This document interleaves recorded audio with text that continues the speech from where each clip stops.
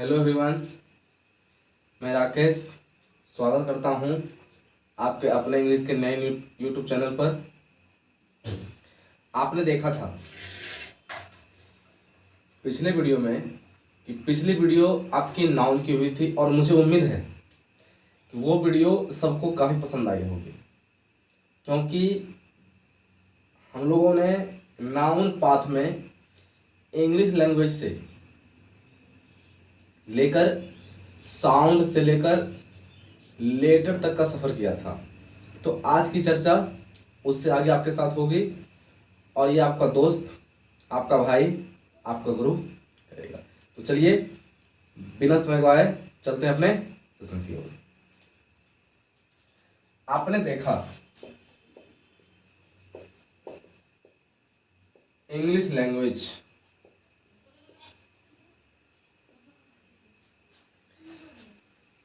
Language sound. आपने देखा सबसे पहले साउंड की बातें हुई, साउंड से पहले, साउंड के बाद आपने बातें की लेटर की, और आपने ये सीखा था कि लेटर आपके पास दो प्रकार की होती है। पहली आपकी थी भावेल लेटर,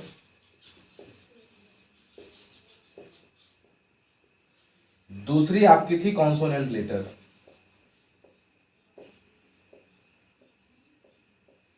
आपने ये देखा था आपकी भावेल लेटर होती है 5, A E I O U। Consonant इस 5 के अलावा जो 21 होता है वो क्या होता है आपका कॉन्सोनेंट। तो जब आपने इसे देख लिया कि इंग्लिश लैंग्वेज से साउंड आया, साउंड से आया लेटर, और अब लेटर के बाद जैसे हम लोग किसी साउंड को बोलते हैं तो उस साउंड को लिखने के लिए किसकी जरूरत होती है? हमारे पास उसको बोलने के लिए आवश्यकता होती है कि यदि मैं उस साउंड को लिखने की कोशिश, मुझे क्या चाहिए उसके लिए? लेटर। तो जब मैंने लेटर की बातें की तो हमने ये भी चर्चा किया कि लेटर क्या होती है। इसके बाद यदि मैं कुछ लिखता हूं तो वो लेटर क्या बन जाती है? अब वर्ड। तो अब बातें होती है कि वर्ड क्या है। तो मुझे वर्ड के लिए जगह चाहिए होगी, तो मैं इसको मिटा रहा हूं, उसके बाद मैं इसके ऊपर चर्चा करूंगा।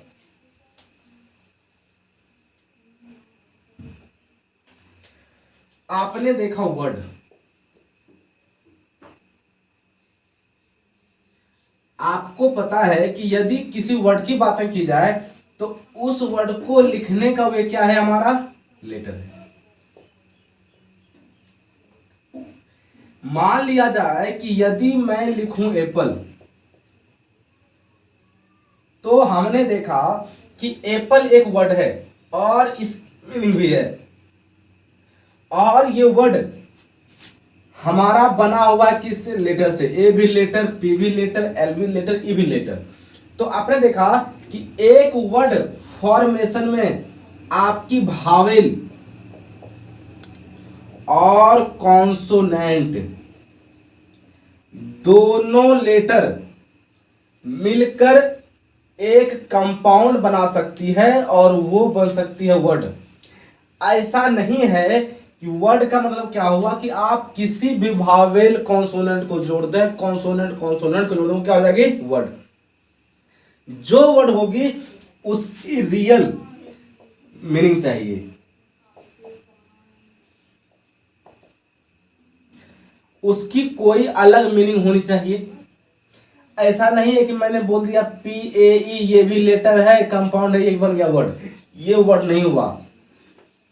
तो हमें वर्ड इस प्रकार चाहिए, हमारी वर्ड इस प्रकार हो जो क्या हो? जो अपनी रियल मीनिंग रखती हो और जिसका रियल प्रोनाउंसिएशन हो।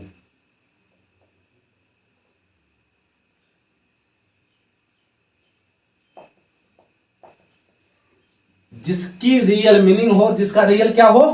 प्रोनाउंसिएशन हो। तो आपने देखा कि वर्ड क्या हुआ? वर्ड हुआ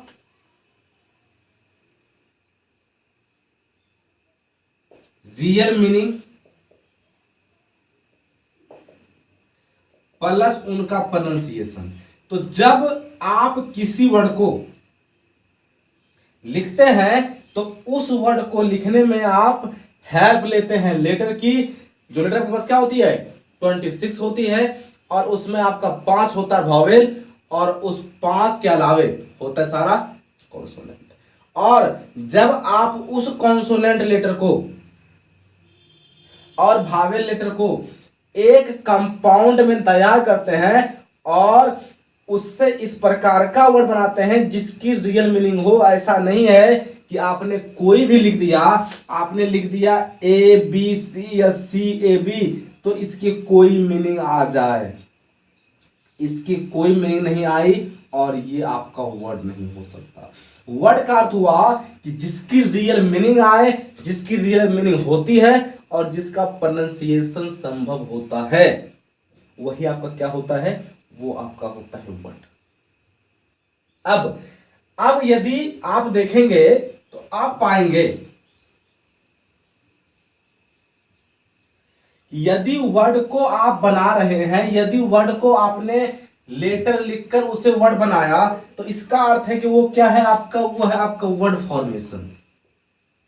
मतलब वर्ड को कैसे तैयार किया जाए।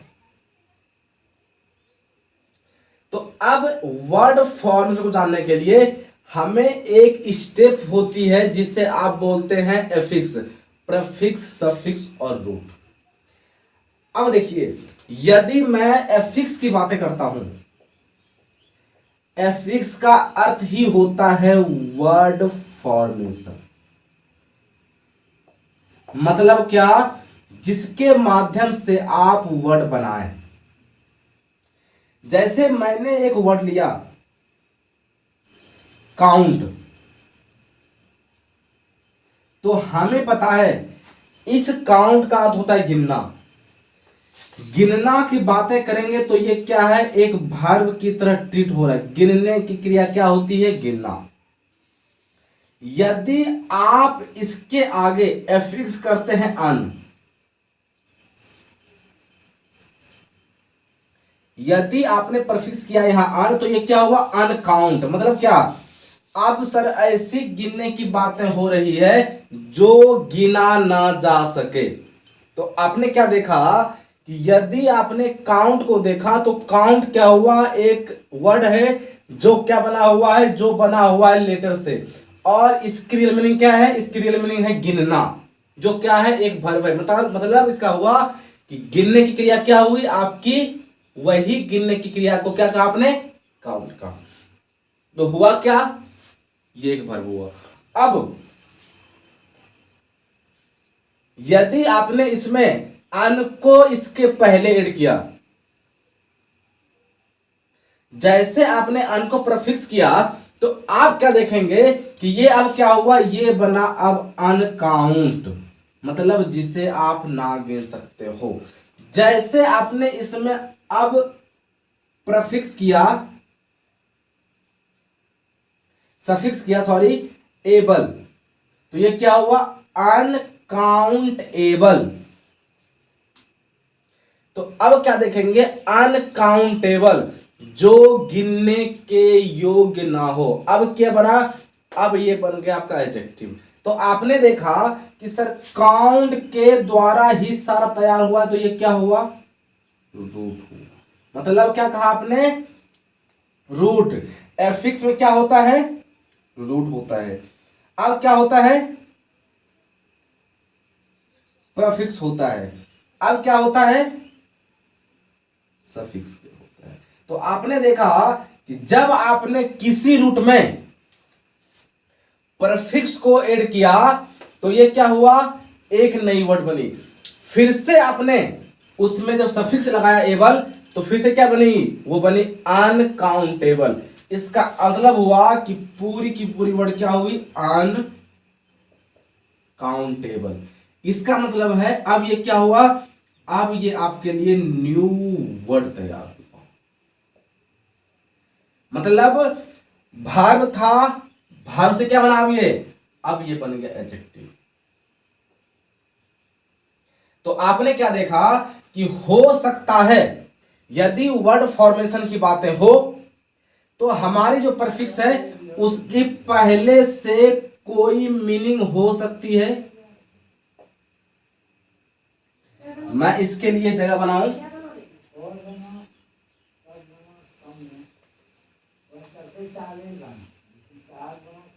देखेंगे आप कि हो सकता है परफिक्स की मीनिंग हो सकती है may be, may not be, हो भी सकती है नहीं भी हो सकती है। अब देखेंगे सफिक्स, इसकी भी मीनिंग हो सकती है और नहीं भी हो सकती है। तो आपने देखा कि यदि वर्ड फॉर्मेशन की बात करेंगे तो वर्ड फॉर्मेशन को एफिक्स कहा जाता है। एफिक्स बटा हुआ है 3 पार्ट में, प्रीफिक्स, रूट, सफिक्स। रूट का मतलब होता है जिस वर्ड के द्वारा आप तैयार करते हैं जड़, जिसके द्वारा आप नया वर्ड तैयार करते हैं। प्रीफिक्स का अर्थ हुआ जब आप किसी वर्ड के आगे कोई नई वर्ड लगाकर उससे नया वर्ड बनाते हैं। सफिक्स का अर्थ हुआ जब आप उस रूट वर्ड के बाद कोई वर्ड ऐड करते हैं, तो वो क्या होता है, सफिक्स होता है। तो आपने देखा कि यदि रूट में प्रीफिक्स सफिक्स को ऐड किया जाए तो उससे नई वर्ड बन सकती है और उसका पार्ट ऑफ स्पीच भी चेंज हो सकता है। तो आपने यहां तक देखा और यहां तक समझा, इसकी चर्चा बेहतरीन ढंग से, इसमें बहुत बातें करने को है आपके साथ। मैं इसकी चर्चा अब नेक्स्ट वीडियो में करूंगा जो आपके लिए बहुत ही रोचक और इंटरेस्टेड बनने वाली होगी और काफी ही वो आपके लिए यूजफुल साबित होगी। तो फ्रेंड्स, यदि आपको मेरी वीडियो यहां तक पसंद आती है, सेशन से आपने कुछ सीखा है, तो आप अपने चैनल को सब्सक्राइब करें और इसे दूर दूर तक फैलाएं ताकि आपके अलावे इसकी जानकारी औरों को भी हो सके। तो चलिए मिलते हैं अगले वीडियो में, तब तक के लिए